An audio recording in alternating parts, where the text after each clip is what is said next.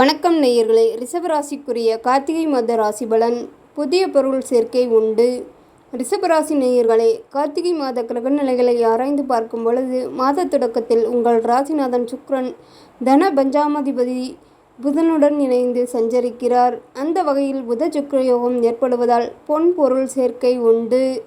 பூமியால் லாபம் வந்து சேரும். புதிய முயற்சிகளிலும் வெற்றி கிடைக்கும். குடும்பத்தில் ஒன்றுக்கு மேற்பட்டவர்கள் சம்பாதிக்கும் வாய்ப்பு உண்டு. குருவின் பார்வை உங்கள் ராசிக்கு சப்தமஸ்தானத்தில் பதிவதால் கல்யாண முயற்சிகள் கைகூடும். சுப செய்திகள் அதிகம் கேட்கும் மாதம் இது. மாத தொடக்கத்தில் குரு பகவான் உங்கள் ராசிக்கு 3ஆம் இடத்தில் உச்சம் பெற்று சஞ்சரிக்கிறார். அவர் கார்த்திகை 2ஆம் தேதி முதல் வக்ரம் பெறுகிறார். உங்கள் ராசிநாதன் சுக்கிரனுக்கு குரு பகவான் பகை கிரகம் என்பதால் இந்த வக்ர காலம் வளர்ச்சி அதிகரிக்கும் காலமாகவே இருக்கும். திட்டமிடாமலேயே சில காரியங்களில் வெற்றி கிடைக்கும். தொழிலில் திடீர் முன்னேற்றம் ஏற்படும்.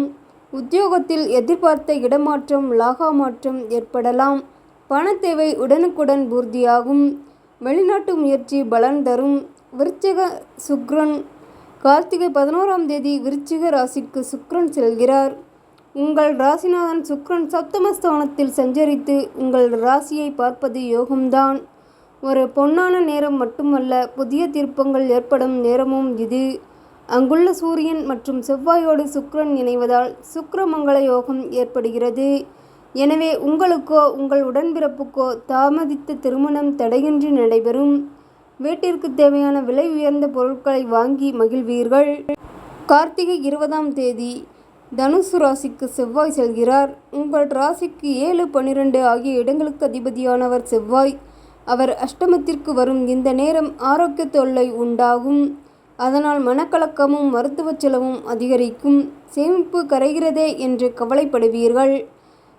வாகனங்களில் செல்லும் பொழுது கவனம் தேவை. இடமாற்றம் ஊர் மாற்றம் எதிர்பாராமல் வந்து சேரும்.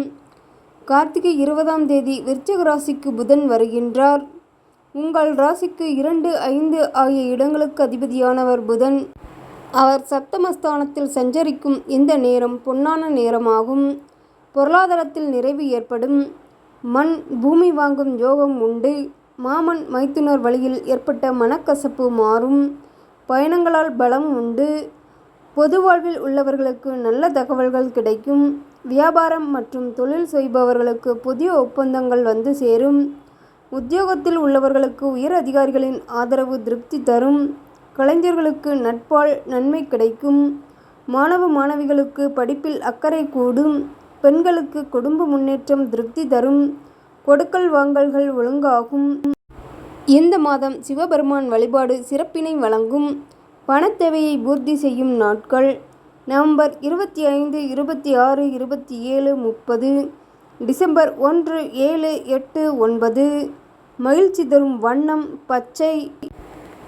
இந்த மாதத்தின் தொடக்க நாளிலேயே தொழில் ஸ்தானத்தில் சஞ்சரிக்கும் சனி பகவான் வக்ர நிவர்த்தியாகிறார்.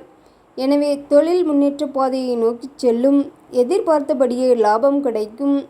அது மட்டுமல்லாமல் உத்தியோகத்தில் உள்ளவர்களுக்கு உயர் பதவியும் ஊதிய உயர்வும் கிடைக்கும். நீங்கள் தேர்ந்தெடுத்த களம் எதுவாக இருந்தாலும் அதில் வெற்றி உண்டு. எதிர்பாராத விதத்தில் கேட்ட தொகை கிடைக்கலாம். 10ஆம் இடத்தில் சனி பகவான் பலம் பெறுவதால் பெற்றோரின் உடல் நலனில் கவனம் தேவை. பொது வாழ்வில் உள்ளவர்களுக்கு நல்ல பதவிகளும் பொறுப்புகளும் கிடைக்கும்.